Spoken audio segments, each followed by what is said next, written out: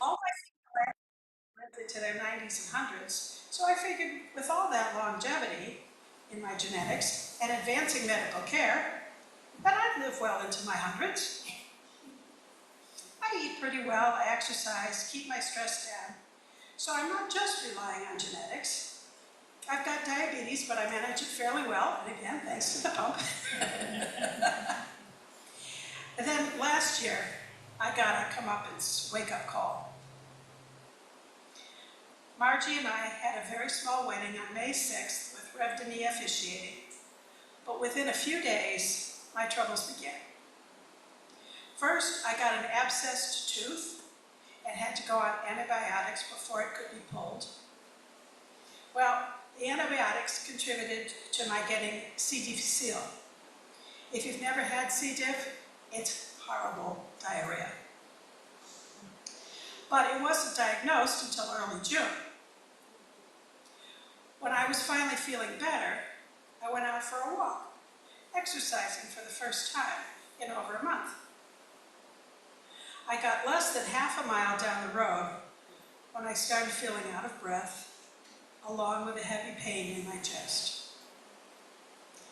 It was one of those air quality alert days that we had last summer, so I figured that was the cause of my symptoms.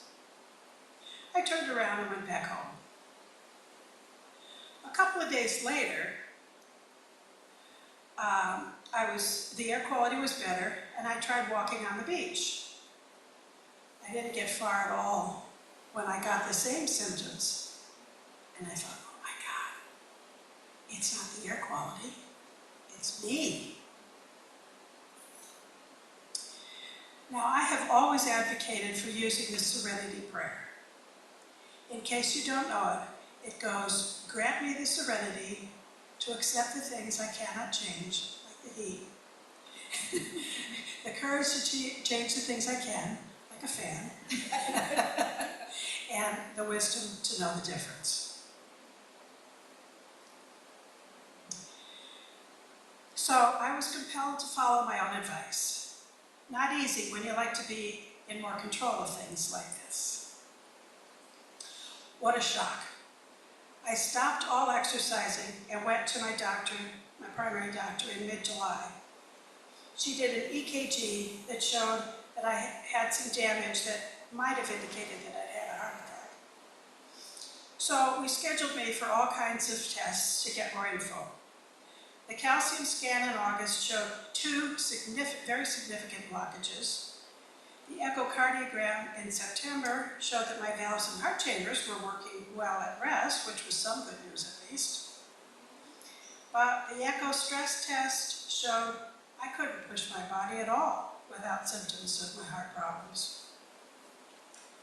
Then the cardiac catheterization was scheduled for October, and I assumed they would give me a couple of stents to open up the blocked arteries, and I'd be fine and go on from there. However, when I was waking up, my cardiologist told me that I had 100% blockage in the front of my heart and 90% in the back. And he's found that with such extensive blockages, that stents don't usually provide good outcomes. So he immediately referred me to the best cardiac surgeon he knew, who just happened to be there, so fortunately I met him immediately. But the hits kept coming. More relaxing breaths. You know, I'm a psychotherapist, so I teach people how to relax. I had to teach myself. Saying the Serenity Prayer to keep calm and accept what was happening. Now, when I formally met with the cardiac surgeon, Dr. James Fingleton, I told him that my father had been scheduled for a quadruple bypass when he died at the age of 64. And I didn't want the same thing to happen to me. He promised me that it wouldn't and scheduled my surgery for 6 a.m. on a Thursday when he didn't normally do bypass surgeries. And early enough so that the operating room wasn't already booked. I am so very grateful to him for going above and beyond for me. Then I began preparing for the bypass. I took an indefinite leave from my psychotherapy practice as I wasn't sure how long I'd be out. I also did the Peggy Huddleston program, Prepare for Surgery, Heal Faster.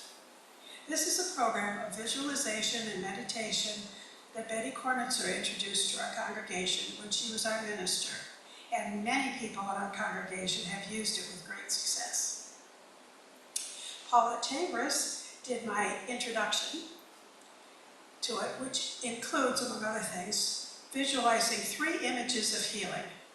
First was waking up, my first one was waking up after surgery and knowing it went well because of my daughter's and wife's smiling faces and hugs. The second scene was when I could walk around the circle of my driveway at a normal pace without any symptoms. The third image is of my being able to do Zumba dancing at full strength. I chose the offertory today, I hope you dance, since Zumba is a form of exercise that involves dancing. So anyway, I practiced these visualizations twice a day for 2 weeks prior to the surgery. Now, do you know what's involved in cardiac bypass surgery? It's very scary. I didn't know until this.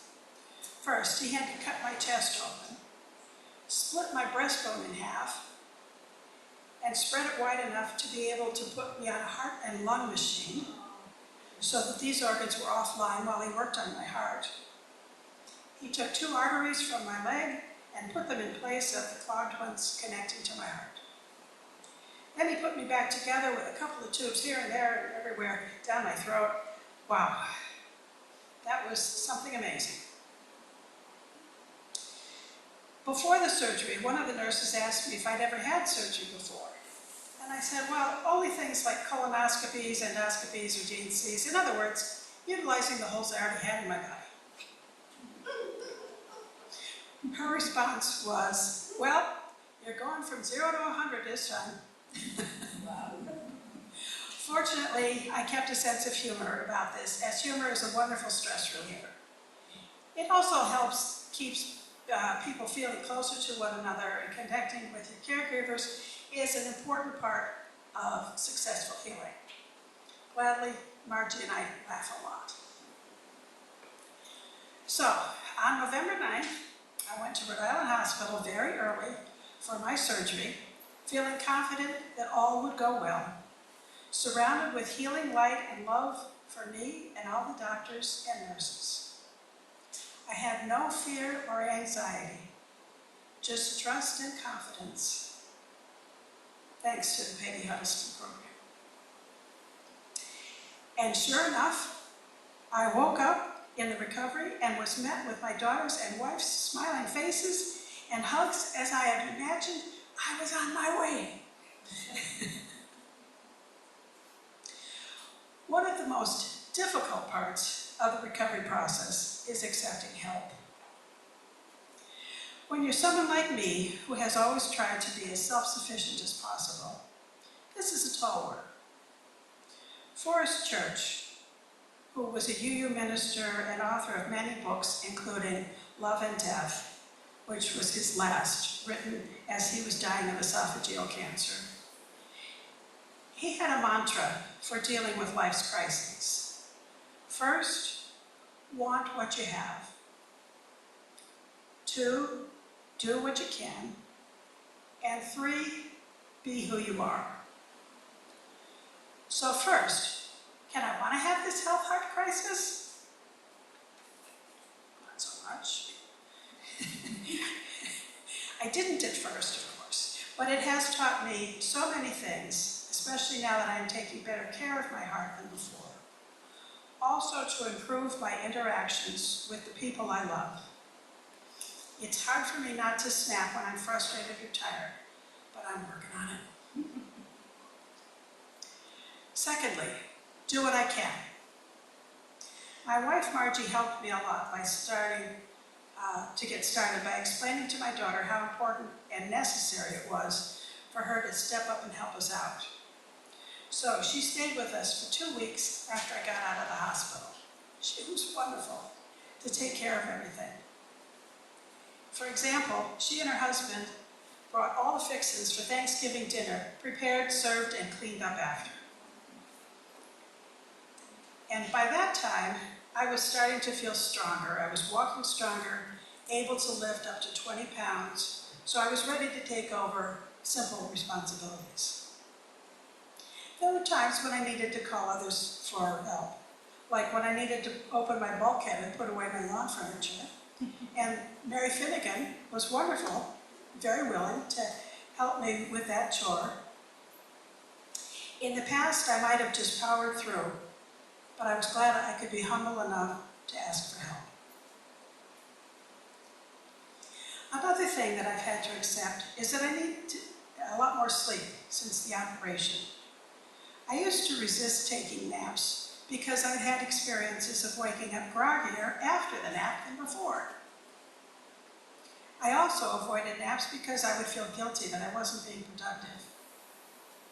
Now I can lay down and sleep for half hour to 2 hours and wake refreshed and more ready to do whatever I need to do. This also is a lesson in humility and acceptance. My wife gets scared for me and wants me to back off and do nothing. I know she's doing that because she loves me and thinks she's protecting me. But I have to be who I am. I enjoy doing things and being active. I enjoyed going to the cardiac rehab center for the 6 weeks I was prescribed, gradually getting stronger with supervision on the treadmill bike and as well as weights for arm strength and range of motion. I have always loved to dance. I took ballet, tap, jazz, and modern dance as a kid. Since 2001, I have done Zumba for fun and exercise.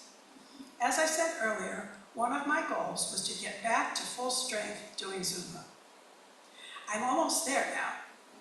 I can dance through a whole class, but I'm not jumping the way I used to, so I have a ways to go, but I'm on my way, and Margie is accepting that this is good for me.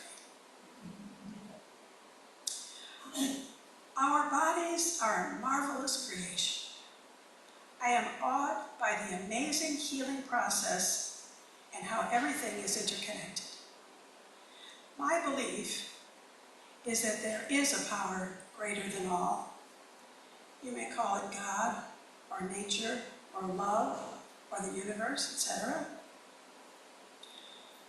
But I feel that I am fortunate to experience a loving, healing presence surrounding me, supporting me, bringing me in contact with other souls who can aid me along this entire journey. And this is truly awesome. None of my revelations are new or earth-shattering, but they have reinforced what I already knew and strengthened my renewed life. The practice of gratitude is a powerful process regardless of your health situation, which is why it is recommended for so many groups of people, like alcoholics in recovery, Buddhists, Christians, etc. I am extremely grateful that I listened to my body and followed up with my doctors so that I didn't have a serious heart attack. I am so glad that we have such advanced medical treatments now to have enabled me to survive. I am thankful that I got connected with brilliant doctors who have helped me. I am grateful to Betty Cornitzer and Paulette Chambers for bringing us the Peggy Huddleston program and teaching me to use it. I am so grateful for all the loving support from my wife, my family, my friends, and this congregation. Most of all, I am grateful to be alive. Blessed